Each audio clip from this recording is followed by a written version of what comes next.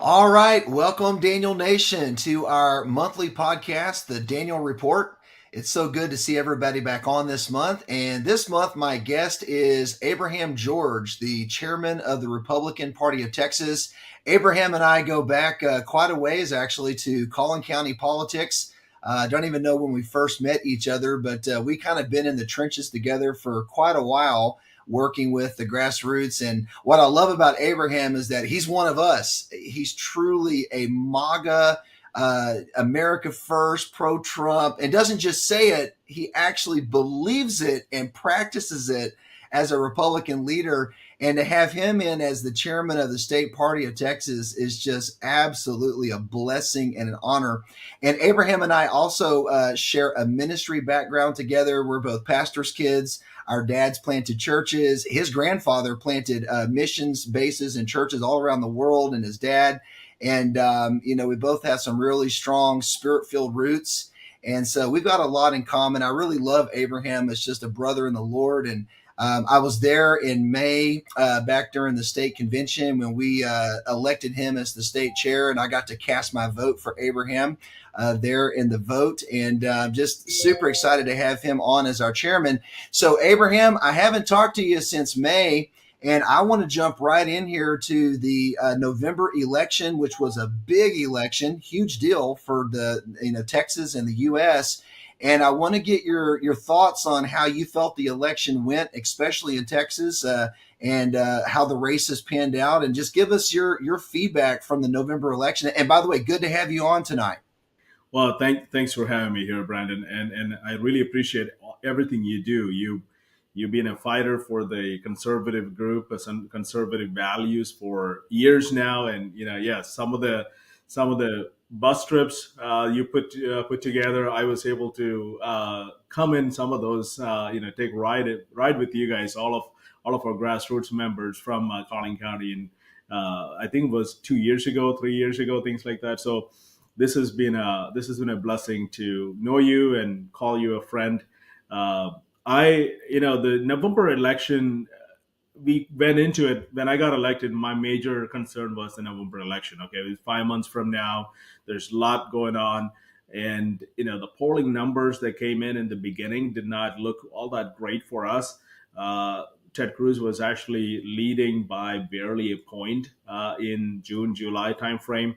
And to go from there to take it to 9-point win for Cruz and for 14-point win for President Trump, the party, the grassroots, the precinct chairs, the county chairs, just regular activists, everyone stepped up and, kind of started working 6, 8, 10 hours a day to educate people in our neighborhoods and to have conversations with people at the grocery store, and having all of those efforts come together along with millions of dollars in TV ads and mailers and all of that stuff.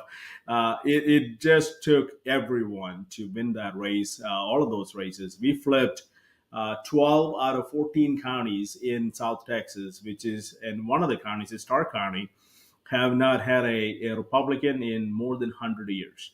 And we flipped that county. And today, this morning, I'm sure you heard this, Webb County county judge switched from Democrat to Republican, and I saw your welcome letter to the Republican Party. yeah. I don't know the guy. I've never met him. I've had a very short conversation with him today, and I said, you need to come on board. Let's talk about our values. And one of the things that when people come from Democrat Party is they want to know more about the Republican Party. They want to know, and it's in our best interest to make sure they understand every single value, what makes a Republican a Republican, especially if they're elected officials, because their image now is shared with the Republican Party. So we just want to make sure they are good Republicans. And a lot of times it's just a matter of having that conversation. So we had a nice chat.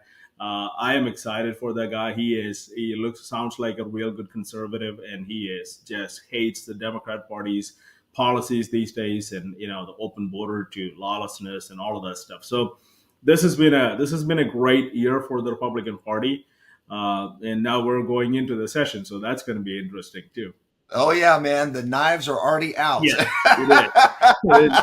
So let's before we jump into that conversation quickly, I just want to mention David Covey was really a catalyst for helping to shape the primary for keeping Dave Phelan's money tied up there in Beaumont. Kind of tell us what David Covey helped to accomplish for the Texas Yeah, David House. Covey, good friend of ours, both of ours, and he is a good conservative.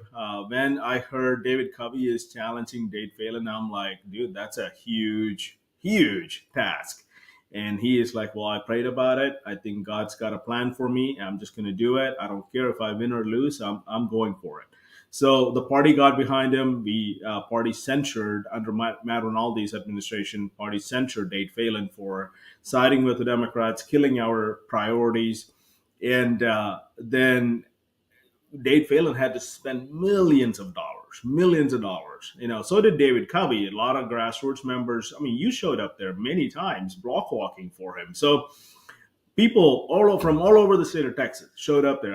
I went to two or three block walks for him, and every time I go up there, there's few people from Collin County there. Friends that I know, and people all over from all over the state of Texas. So that not only tied up Dave Phelan's money, it also showed that grassroots can make a huge difference to big donors who, at the end of the day, kind of started to see, okay, well, I don't want to go against the entire Republican apparatus. I mean, and look like, I'm against Republicans because all of these big donors, they are Republicans. They just may not be MAGA Republicans. They are Republicans. They just don't want to be in the crosshairs with the grassroots. So that changed a lot, which, why we are here today in the speaker's race where grassroots finally have a candidate. We haven't had one of these in a long time. So uh, David Covey is a huge part of what's happening today. And I'm very thankful for his service, and he is what he did for us. Yeah, I mean, awesome. Before we jump into the speaker's race, which is our big topic for tonight, I want to talk about David Covey's campaign really exposed the root of a big problem we're trying to stop, and that's the open primary. Dave Phelan won the runoff because 366 Democrats crossed over and voted him in. So basically, Dave Phelan is in right now, House District 21, because the Democrats put him in there. That's a big problem, and I know that we're trying to get the primary closed. Now, I want you to address. Some people have said, "Well, we passed a priority at the state convention that we want the primary to be closed, so we can control that at a party level." But don't we need to codify something in the state law to force people to register, say when they get their driver's license or move into Texas as a So we Republican? have two choices. You're right. The party closed the primary. The convention, where we were all at, convention closed the primaries. It's a done deal at this point. So what's up for discussion at this point is how do we close it? How do we put that together, and what does it look like for the next election, which is in 2026?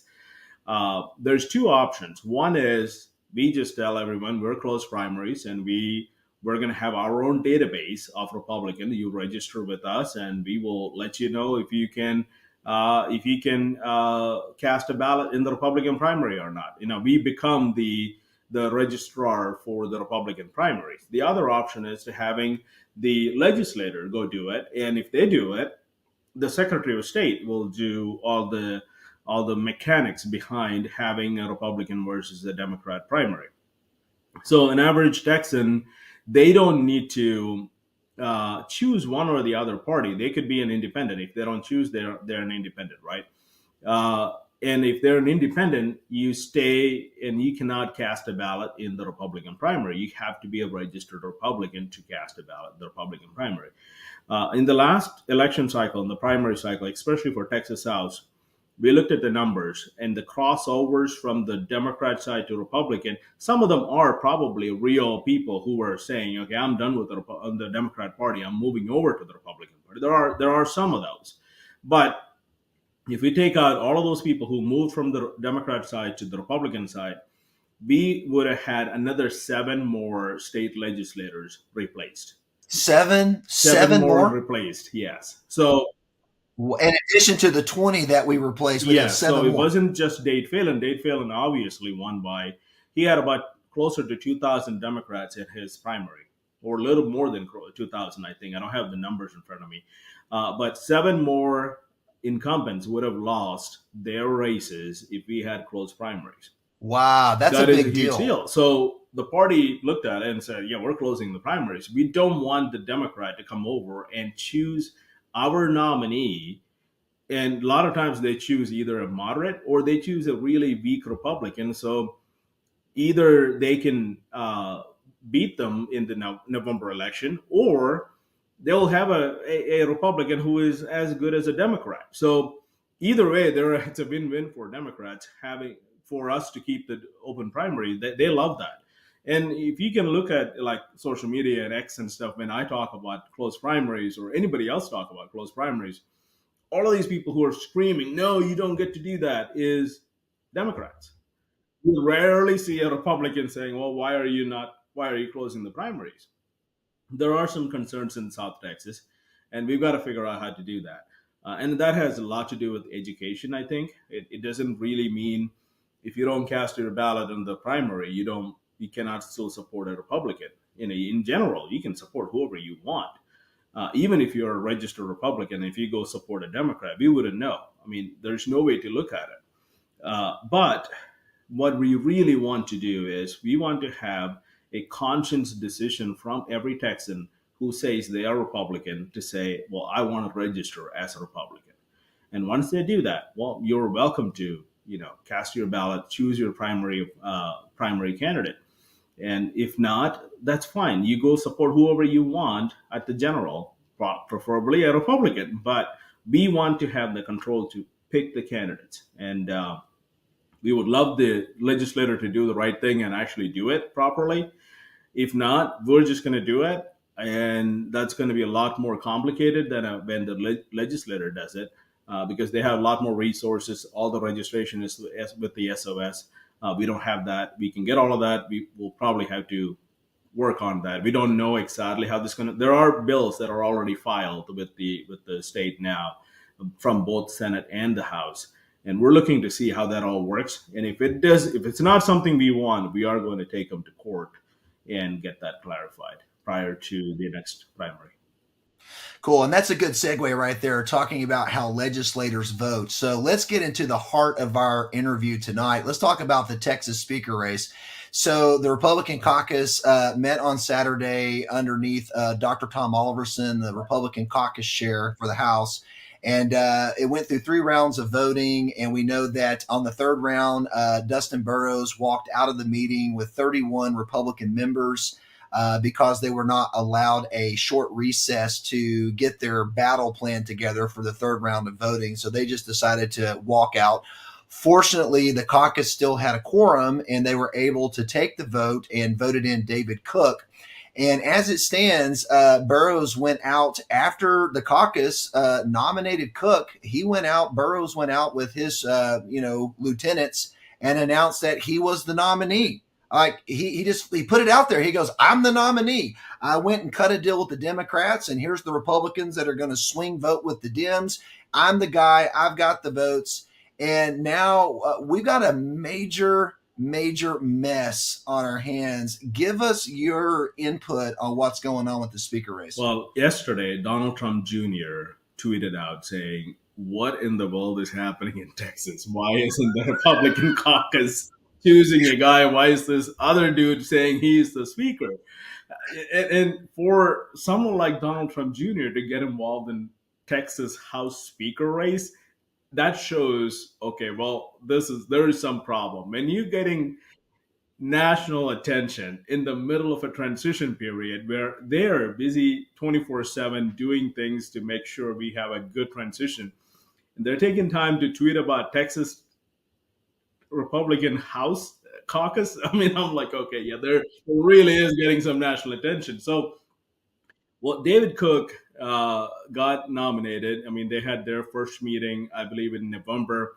Then they chose David Cook as the nominee. Then in last weekend, while we were having our SREC meeting at the state capitol, the Republican caucus met and chose David Cook again. with the overwhelming majority. He's got 66% of people in the Republican caucus supporting him now. But Destin Boros just goes out and says, he even put out something called "I'm a speaker elect." I'm like, how do you do that? Uh, so How do you figure, exactly. I mean, Abraham? I think one of the representatives went and put a complaint with the Attorney General's office saying, no, he doesn't get to say that. We didn't elect him yet.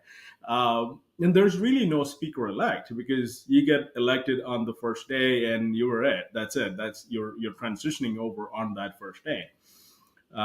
So he goes out and puts out there and he's raising money. A lot of people, a lot of representatives who were big Dade Phelan people because they took like a couple $100,000 from Dade Phelan during the primary campaign. Uh, they're like, well, I have no obligation to Destin Boros. I mean, I did with the Dade Phelan, but he's not running. So a lot of them switched over. Like two members from Collin County switched over. Matt Shaheen is not supporting uh, Destin. Neither is Candy Noble. Jeff Leach is supporting, as far as we can tell at this point. What gives with Jeff Yeah. Leach? Jeff Leach is Never mind. That's a a whole sidebar. different conversation. We're going to need like five different podcasts for that. But what's happening with this Texas House today, and to have the one of the Republicans to go to Democrats and say, well, you guys need to come on board with me, and I will give you something in return. I've heard rumors that Destin Boros is saying that he will not have Democrat chairs. I don't know if it is true, but I'm sure there is. You don't cut deals with the Democrats without giving them something, and we don't want that. We don't need it. That's the thing. We not only we have majority in the Texas House, we added two more seats to the Texas House. We flipped two more Democrat seats. Now we have 88 people instead of 86 in the last session. So there's more Republicans, and the Texas is turning even more red. And our elected officials is going and putting Democrats in charge is the most moronic thing that I've ever seen. And they So let's just talk real quick, straight numbers. We know that for Burrows to actually clinch the speakership, he would need all the Democrats plus 14 squishy Republicans. I think right now, at last count, he had 26 Republicans. Do you think we can get that down to say only 13 squishy Republicans left, and everybody else supporting Cook for actually Cook to win? right. So you're exactly right. 14 Republicans need to move to the Democrat side, and our goal is to force the vote on the floor on a record by saying who are the 14 who is going to move to the other side. Are there enough people who has the guts to say I am standing with the Democrats who are Republicans? And so what we're doing is we're starting with a major campaign by the end of this week. We're giving the representatives who is not on our side a little bit of time. They're having some conversations, I know. And we're going all in, and we're going to have ads and mailers and text messages going into their district. And they haven't even taken the oath of office yet. So if they're going to start working with the Democrats, the first thing they do is put a speaker with the Democrat Party. Then they need to run as a Democrat next time. So we're going all in for it. Oh, We're going all in. yeah. Is Dave Phelan going to preside over the meeting on the 14th that we're calling for a public record vote? No, they're going to have to put a speaker, temporary speaker in, and then Okay. they'll go from Okay. there. Yeah. So there is Okay. concerns about point of orders and not be able to change rules and all of that stuff. So we'll see how that all plays out. Okay. So let's talk about rule changes now. So the SREC, they met and they basically put teeth into Rule 44, which I think is brilliant. And this rule change states that basically, if these Republicans vote with the Democrats, we have the right to censure them under Rule 44. And we now have teeth that we can remove them from the Republican primary ballot for the first time in GOP history. How does that work? What's the probability that a rep would actually get removed from the ballot? Explain that to us. How does that work? So the Rule 44 got revamped during the last convention, and before before the last convention, the Rule 44 basically said you're censured. The party can spend money against you while you're running your primary, which is what the party did against Dade Phelan and Tony Gonzalez. There's two that the Republican Party of Texas actually spent some money against. But this time, during the convention, the grassroots came and said, "Well, that's not enough. We need you to remove that person from ballot if that's what it takes." So it's actually a decision made by the grassroots. It's not really SREC. Now SREC gets to exercise that power. So right now there is conversations about, okay, they're going to get censured, and it usually comes from the county party. Precinct chairs write their resolutions to censure somebody. They will get to go and have a conversation with the precinct chairs, the elected officials. They can present their case at a county CEC. And if the county party decides to censure them, the state party will take that on and censure the person. It doesn't have to be county party censured before we can do it, but that's the best way to do it. Once we have three censures, we can tell them you're not running as a Republican anymore, and at least stay out for a term or something like that. There's some nuances to that rule. And I'm sure there's going to be lawsuits about this. And we, Republican Party, have the right to put whoever we want as the candidate, and that the party's name belongs to the grassroots, not to the elected officials. They forget that all the time. They think they're the party, and that's why the conventions are so divisive these days, because the establishment want to take over the party because they're tired of grassroots running the party. They want their version of the state chair and the SREC and all of that stuff. So, but they're so small. They lose by like 70-30 all the time.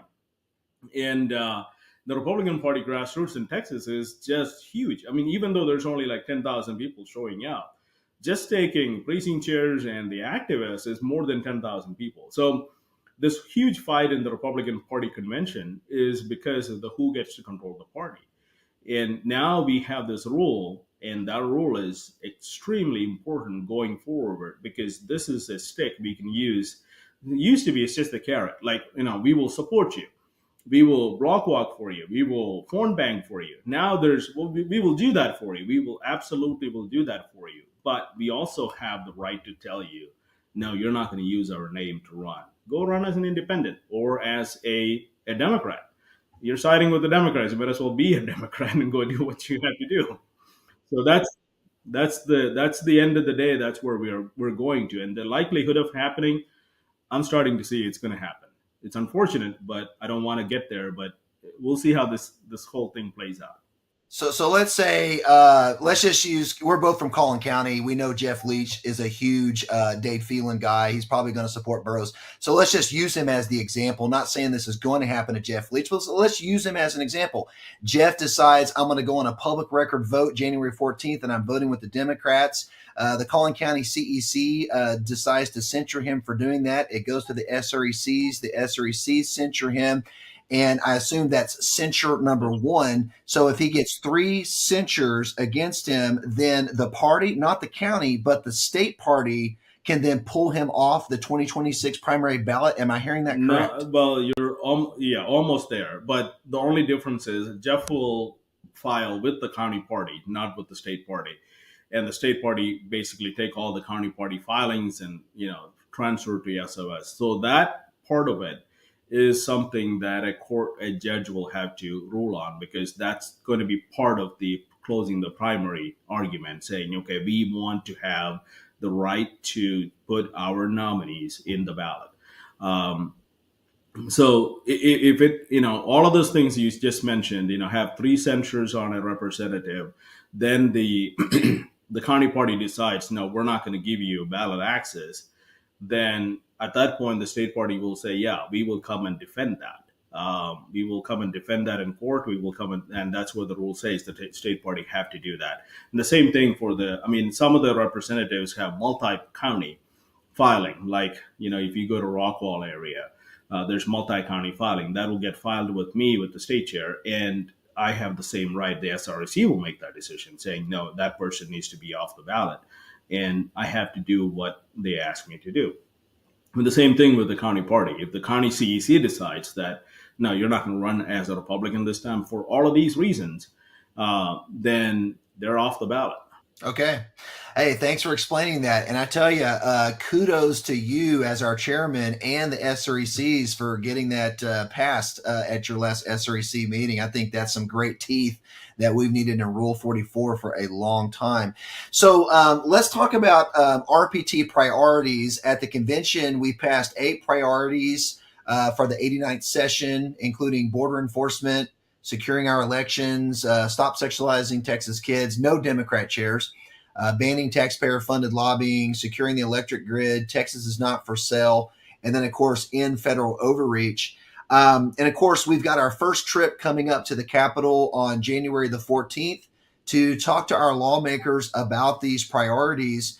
What kind of impact, we made a huge impact in the last session, got 17 pro-conservative bills passed that I was a part of championing and wrote a book about that, of course. But in the next session, with these 8 priorities in particular, what kind of impact can the grassroots really make with this new slate of lawmakers? What are you hopeful for is going to come out of the 89th session? Well, yesterday I was in Rockwall. There was a Republican women's club that I was talking to, and I mentioned this.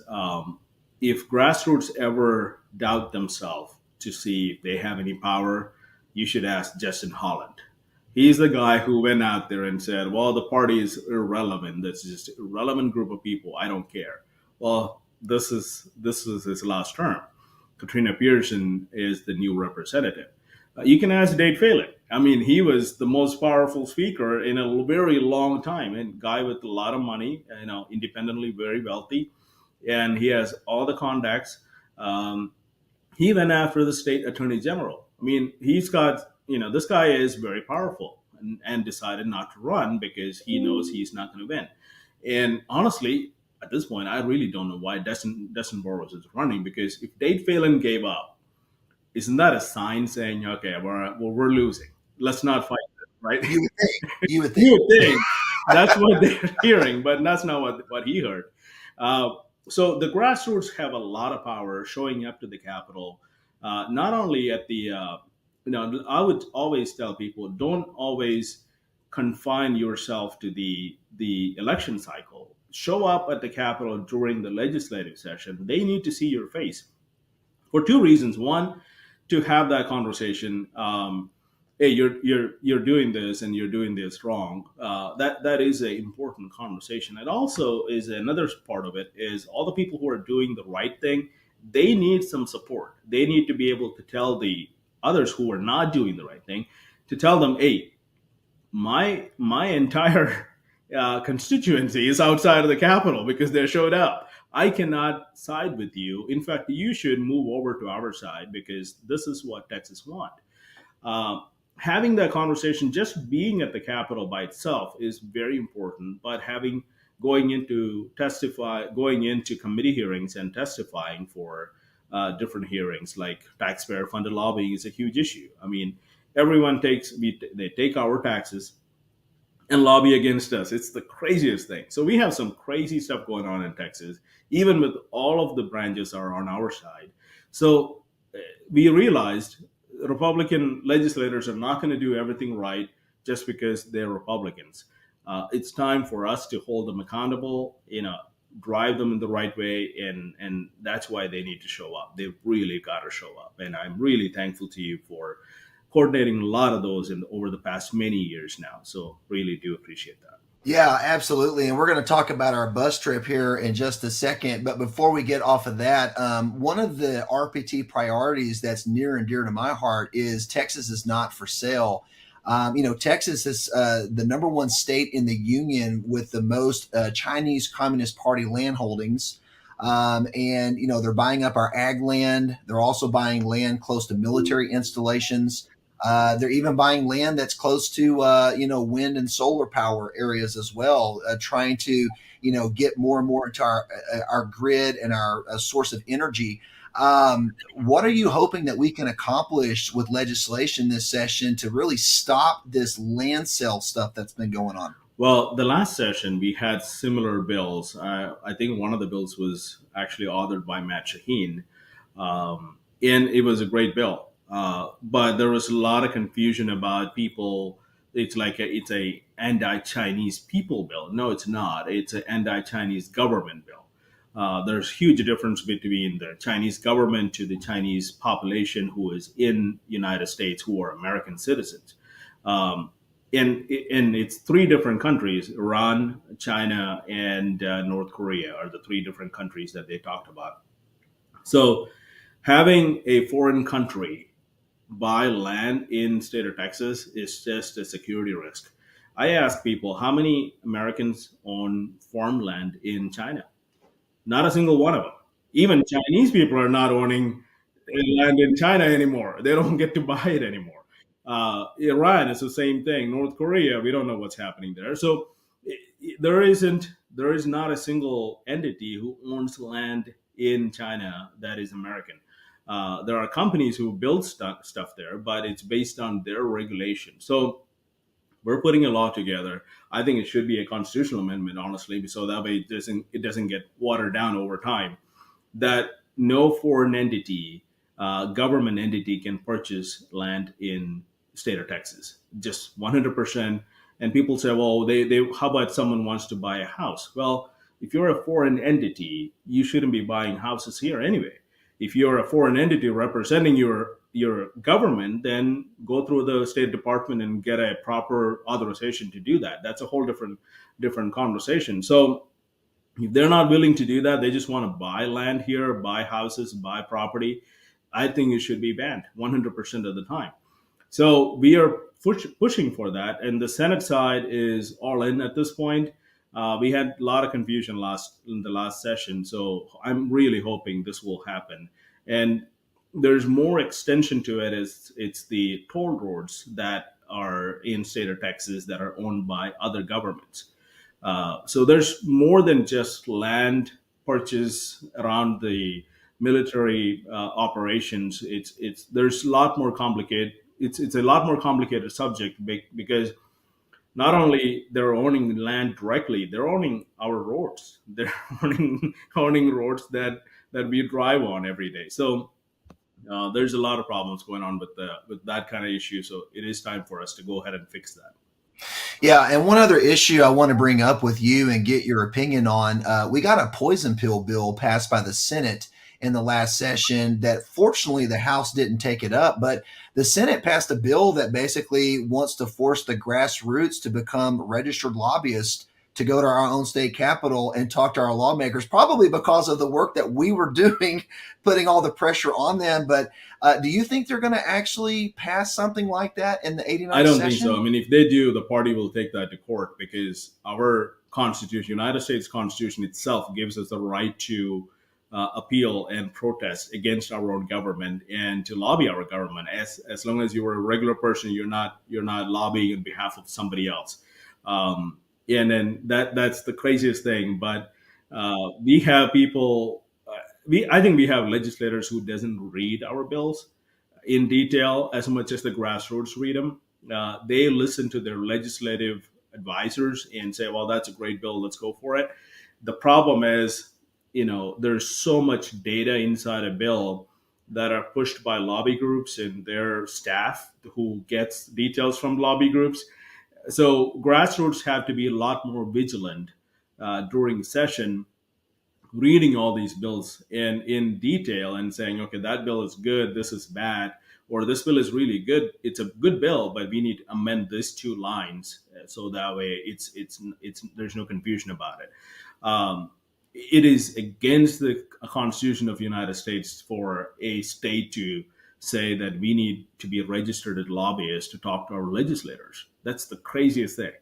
But they did try I mean, that's communism. it. Yeah, it really is. They did try it. They sure did try it.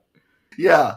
Wow. Well, thanks for your input on that. I really appreciate your thoughts on that. Okay, so let's kind of wrap up everything here. I want to focus the last segment on the trip to the Capitol. I'm now officially serving on the Banned Democrat Chairs subcommittee for our party under a great leader, Deborah Fite. She's an SREC and is doing a great job. I've got a really good committee, very solid individuals that are doing a really good job of putting this trip together. We are calling for 1,000 grassroots warriors across the state of Texas to mobilize on January 14th. And we've got bus lines currently scheduled for Denton County, Tarrant County, and Navarro County. I believe Collin County is opening up a bus line today. I've been talking to Terry Wade. And then Wise County CEC is approving a bus line for Wise County that will pick up in Parker County. And then, of course, Deborah's got buses opening up in Houston. We've got folks interested in El Paso, Beaumont, Waco, Abilene. The whole state is mobilizing here. Going down on the first day, Abraham, and by the way, I do want to ask you if we're going to do a press conference. I hope we're going to do a press conference like we did last time. Are we doing a press conference? Yes, we're organizing a press conference right outside of the Capitol, at the Capitol steps. Our comms person is working with the Capitol Police, I think, also with the press corps to figure out, make sure that we're not going to get booted out of our own Capitol. You never know. That would not be good. So I want the grassroots to hear from our chairman, because you're our state chair. We're all coming to the Capitol to support our legislation. What do you want to say to the grassroots right now? You got an open platform here, man. What do you want to say to us? I want to start by saying thank you. And the main thing you can do on the beginning of the session is make sure that there is not a single Democrat put on committee. And that, it goes from, who is going to be the speaker, then are we going to have Democrat chairs? If we don't have both of those, if we have a right speaker and no Democrat chairs, I can promise you we will get all of our priorities done this year. It doesn't take a lot of work to get these priorities done. So the hard work we have to put in is it's the beginning of the session, not usually at the end, because a lot of grassroots kind of show up in like April, May during testimony season and all of that stuff. But it really matters who is in charge of what committee and who is in charge of calendar committee and all of those good stuff. That happens at the beginning of the session. So honestly, right now is the time for you to call your representative and say, you need to make this happen. And if they're saying, well, I'm not the speaker, I really don't have any power, they should. They're representing you. The speaker does not represent you. Your representative, your House rep represents you. That's the only person you can really go to have a conversation about Texas House. So have that conversation starting today, and keep that going until you get what you need to get, because they have to answer your call. They have to respond to you. And when you talk to them, always make sure you email them on their official email, and also having a conversation on the official phone line, because they have to log that. They cannot just mute you. If you're calling them on their cell phone, they can say, well, I'm ignoring you. But they don't get to do that if you call their Capitol number. And call the main number and tell them you want to speak to your representative. Just give them the name and they will transfer you. So thank you for doing it. Thank you for everything you do so far. You've done so far, and you're about to do for the next session. Yeah, thank you, Abraham.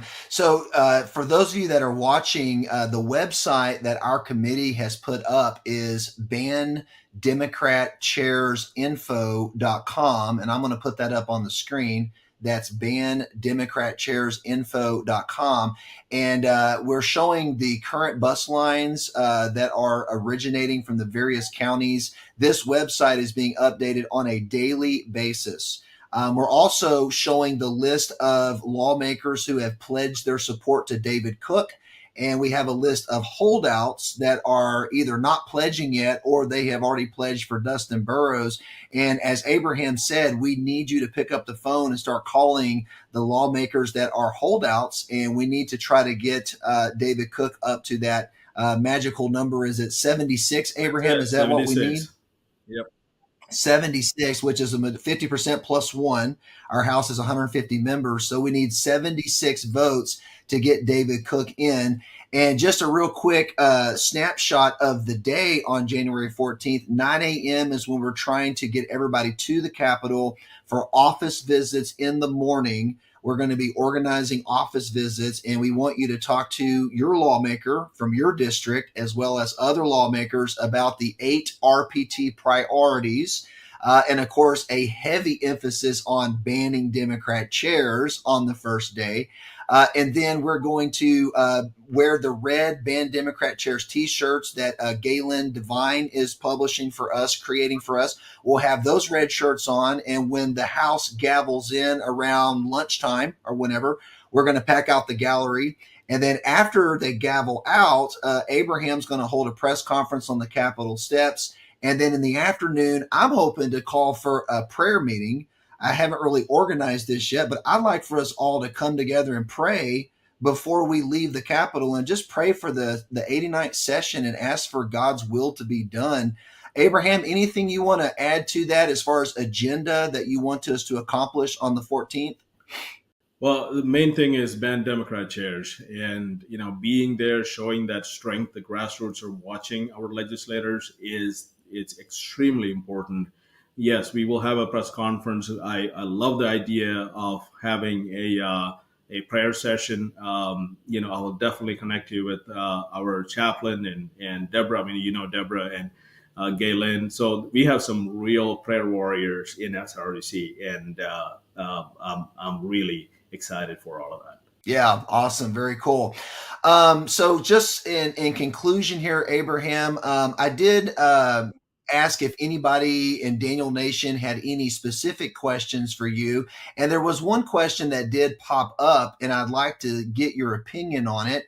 One of our members asked, sometimes it seems like the SRECs and the county chairs, the grassroots and the Republicans are all kind of on separate islands unto themselves. Although I would probably argue that I think the grassroots have invaded the CEC and probably the SRECs as well. But I understand where this person's coming from.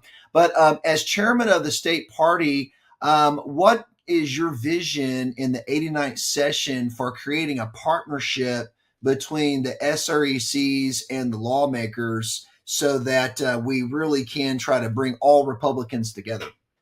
Well, so the SREC is actually it's working on creating a website for the session, and we will have every bill that we are supporting on listed there, and with the people who are signed on to the bill, with the legislators who are signed on and who haven't signed on, and with their phone number. So our main goal is to make it as transparent as possible for regular average American to say, okay, here is 20 Republican who signed on to this horrible bill they shouldn't have.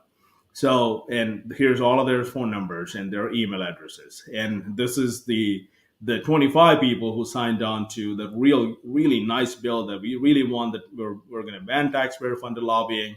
And here's all of their contact information. And so we're going to make it as transparent as possible for all of our people to work with the legislators. The other side of it is, the state party try our best not to be a top-down party. We want the grassroots to be the most strongest voice than anybody else. A lot bigger than the SREC, a lot bigger than the state party chairman.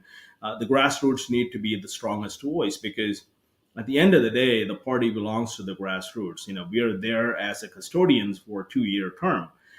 So that's the attitude I have towards, having all of this. But my job is to make sure everybody knows what they're supposed to know. And we're going to make all of those information available to all of our grassroots really fast. Awesome.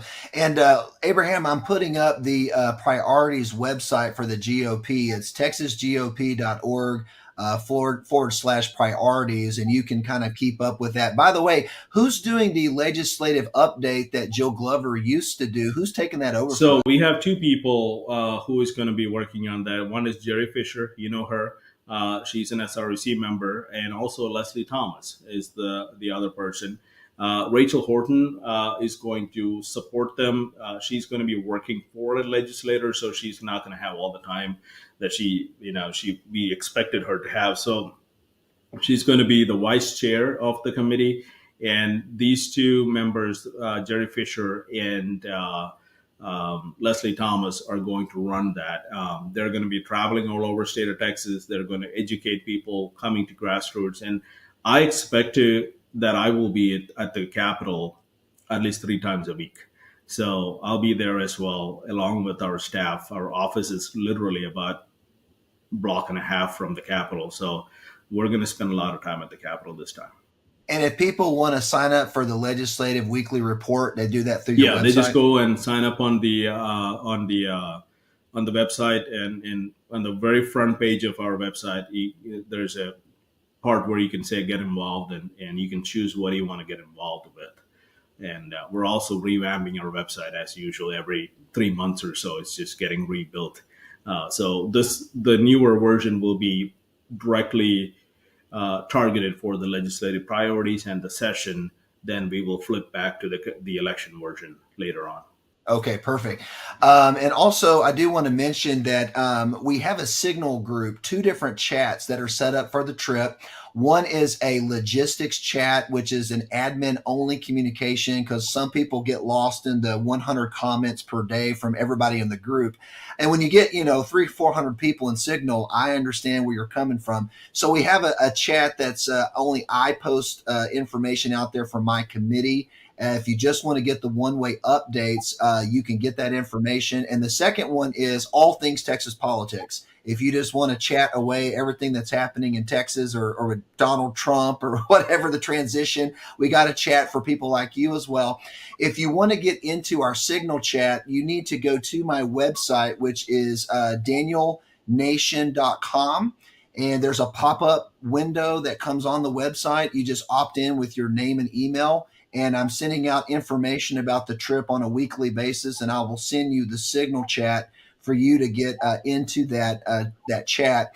Abraham, I had one final question from one of my listeners, and we'll conclude with this. My listener says sometimes it seems that the county chairs ignore or even fight the grassroots at the county level.